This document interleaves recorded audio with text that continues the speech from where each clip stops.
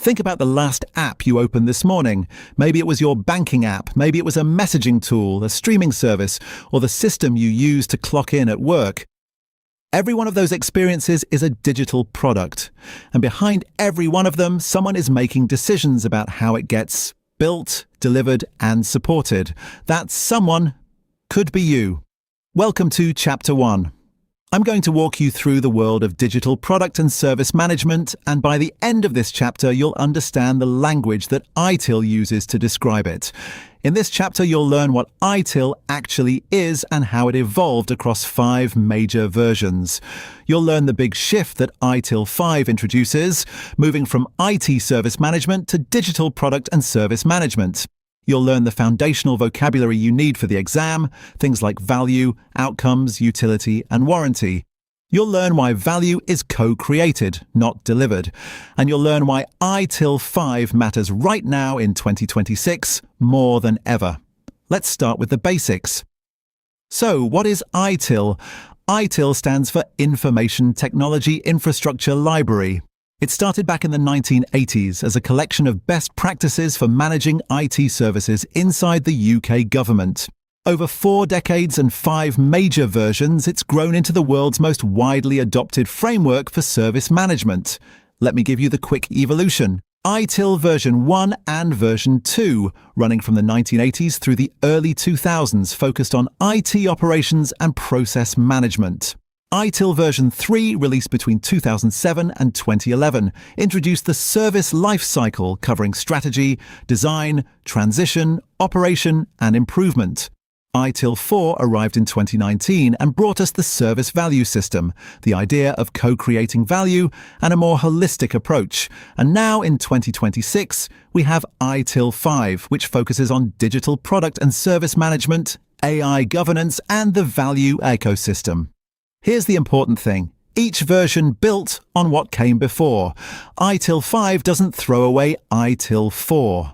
It extends and modernizes the framework for a world where AI, cloud computing, and digital products are central to every organization. Now let's talk about the big shift in ITIL 5. This is the heart of the chapter. The most significant change is a broadening of scope. ITIL 4 focused mostly on IT service management, which we abbreviate as ITIL-SM. ITIL 5 expands this to digital product and service management. What does that actually mean? It means ITIL 5 is no longer just for the IT department. It's for everyone in an organization who creates, delivers, or supports digital products and services. That includes product managers, developers, designers, operations teams, and business leaders. So let's nail down 2 terms. A digital product is a configuration of technology and other resources that provides value to a consumer. Think of a mobile banking app, a software as a service platform, or a smart device sitting on your kitchen counter.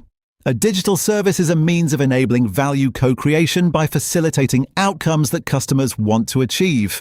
Why does the distinction matter? Because modern organizations don't just run IT services. They build, launch, and continuously improve digital products that directly generate revenue, serve customers, and drive business strategy. Here's an exam alert for you. Understand the difference between a product and a service. A product is a configuration of resources designed to offer value. A service facilitates outcomes through value co-creation. Both are covered by ITIL 5. Now let's establish the foundational vocabulary. These terms appear throughout the exam and throughout this audiobook, so pay close attention. Value is the perceived benefits, usefulness, and importance of something.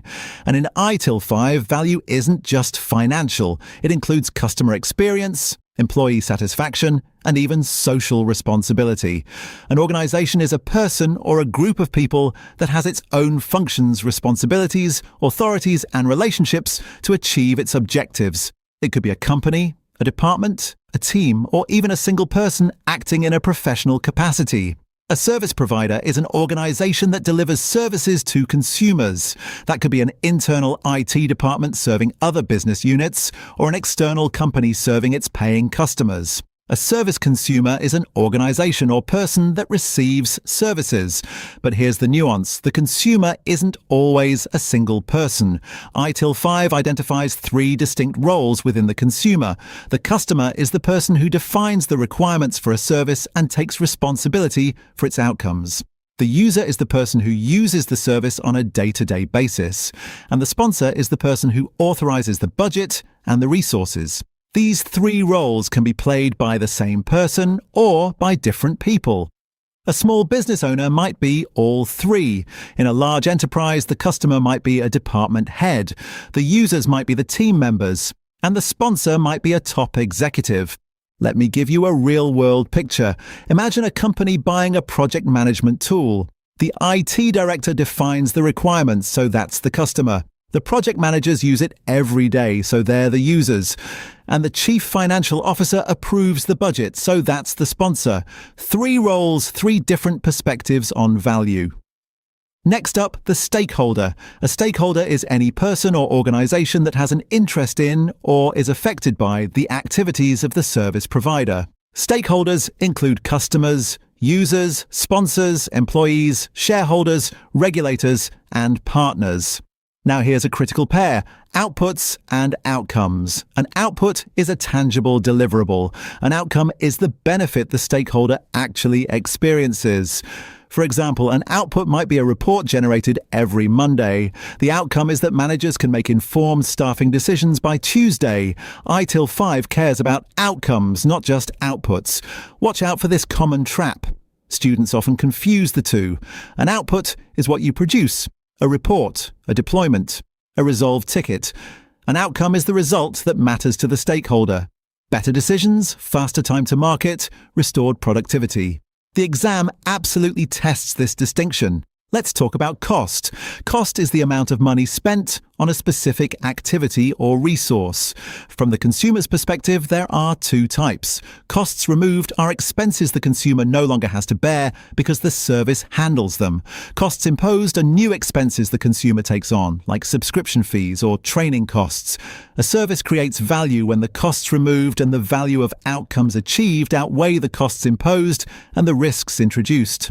Risk is a possible event that could cause harm or loss, or make it harder to achieve your objectives. Like cost, risk has 2 sides. Risks removed are threats the consumer no longer faces because the service handles them. For instance, when the provider manages security patching. Risks imposed are new threats introduced by using the service, like vendor lock-in or concerns about where your data lives. Now, for 2 terms you'll see everywhere: utility and warranty. Utility is the functionality offered by a product or service to meet a particular need. It's what the service does. Think of it as fit for purpose. Warranty is the assurance that a product or service will meet agreed requirements. It's how well the service performs. Think of it as fit for use. Warranty covers aspects like availability, capacity, security, and continuity. Utility answers, does it do what I need? Warranty answers, can I rely on it? Now let's get to one of the most important concepts in ITIL 5, value co-creation. Value is not something a service provider delivers to a passive consumer.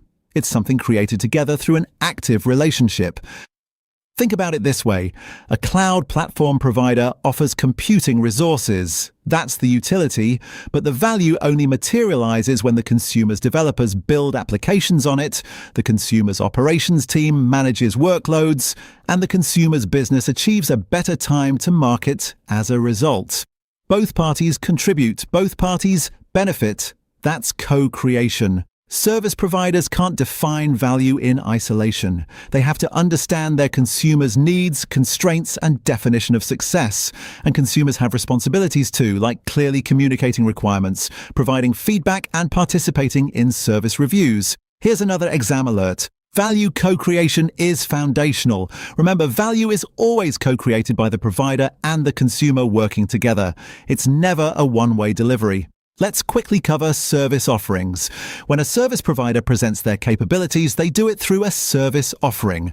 A service offering describes one or more services designed to address the needs of a target consumer group. It includes three things: goods, which are items transferred to the consumer like hardware, software licenses, or documentation; access to resources, which is permission to use specific resources under agreed terms; and service actions, which are activities performed to address a consumer's needs like technical support or incident resolution. Most offerings combine all three. Next, service relationships. A service relationship is the cooperation between a service provider and a service consumer. It includes service provision, which the provider performs, service consumption, which the consumer performs, and service relationship management, which is the joint work to keep value flowing. Service relationships aren't one-off transactions, they're ongoing partnerships that evolve over time. And most organizations play both roles at once. Your IT department provides services to internal business units while consuming services from cloud providers and software vendors. So why does ITIL 5 matter right now? Three forces are driving it. Digital products are everywhere. AI is transforming operations, and ITIL 5 introduces governance frameworks for managing AI responsibly. And speed and complexity keep increasing, so ITIL 5 provides a structured approach that works with modern practices like DevOps and continuous delivery, rather than against them. ITIL 5 isn't about bureaucracy, it's about giving you a common language and a flexible framework for a fast-moving world. Let's recap the big ideas. ITIL 5 broadens the scope from IT service management to digital product and service management. Value is co-created by providers and consumers working together, never delivered one way. The service consumer has three roles: customer, user, and sponsor. Outcomes matter more than outputs because outcomes are the results stakeholders actually experience. Services create value by removing costs and risks that outweigh the costs and risks they impose. Utility is what a service does, fit for purpose. Warranty is how well it performs, fit for use. And service offerings combine goods, access to resources, and service actions.